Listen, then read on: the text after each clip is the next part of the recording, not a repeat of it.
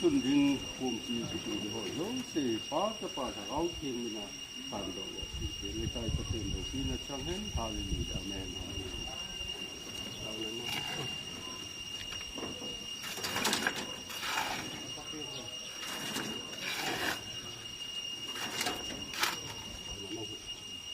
hallelujah amen in lai lo ba ni ka pa ni lo sen lo ki ta sangin sunin lo Itu office kasana kawan dong, angdom kiri itu ahi pakai hati sunile, aman ho angkal di situ.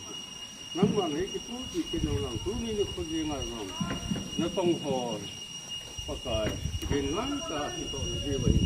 Isu hal itu karena lim ni saya tam dari itu, itu itu kena pakai. Mahon dong si pala kanon ta kena pakai agak tu. Ni hom jela teman kali juru nang ba phatte na katon sile di kabon kawa kagawa yung tiwa sa tinle kita na kitong si tubol ho si ho lo pinere si ho kita na hilawa nang ma lo kipo na hin keke ni dingin phatte bo dingin hite na pakai ko na sa tuwi halo di damo Oya, halo.